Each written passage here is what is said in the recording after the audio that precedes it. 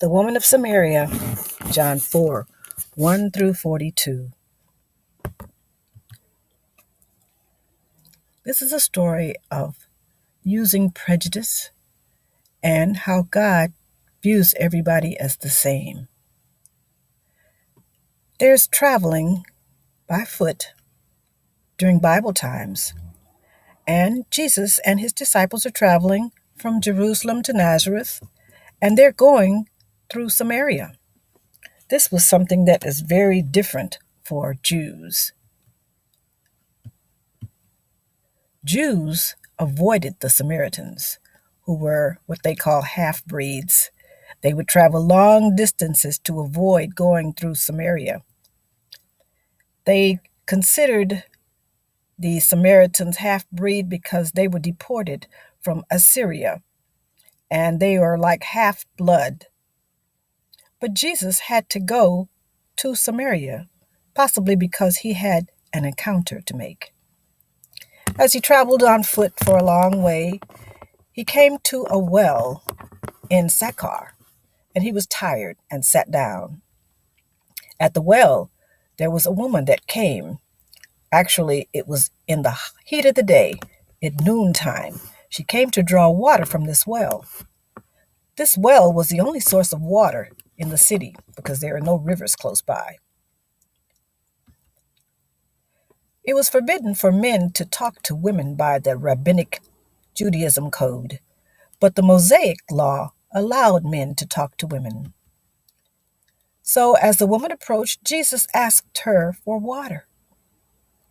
This was something very strange, and so the woman said, "You are a Jew, and it's strange for you to talk to me because I'm a Samaritan."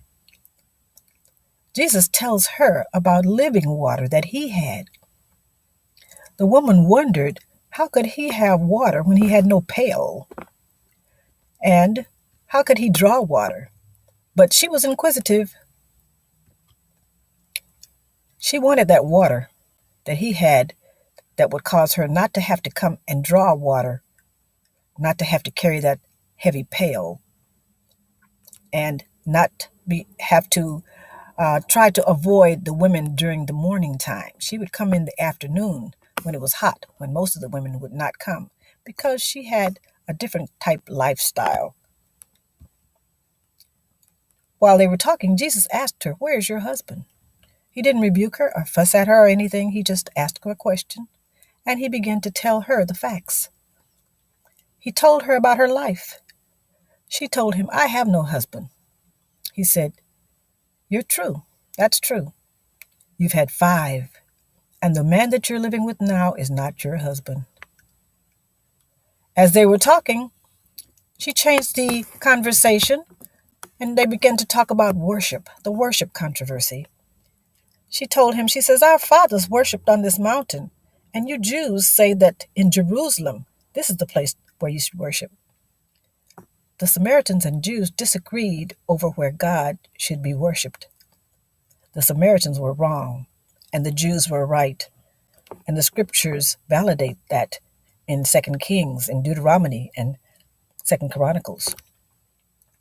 Worship, now Jesus says, is in spirit and in truth. Worship is not in the flesh, not in a particular place. Worship must be according to God's nature, which is in spirit, and it must be the truth. After hearing all this, the woman leaves Jesus and runs to the town to tell the people. She tells them, "I saw this man, and he talked to me and told me everything that I've done." The people were very inquisitive, and they went to see who this woman was talking about. When they went, they saw Jesus, and he preached to them. They heard him, and they believed him. God is a spirit. In order to reach God, we have to be in his nature. God is spirit. We must be spiritual. God is invisible, unseen. We must live a life of faith, unseen. God is holy, and we must be holy, unseen. But without holiness, no man will see the Lord. That's in Hebrews 12:14.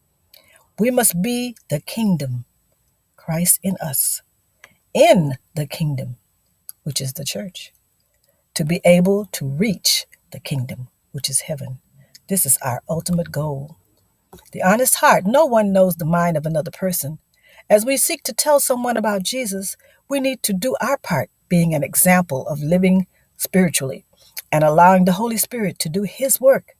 No matter how vile a lifestyle of someone is, they may loathe their way and be seeking refuge or rescue so that they will know what to do. They don't know what to do or how to do it.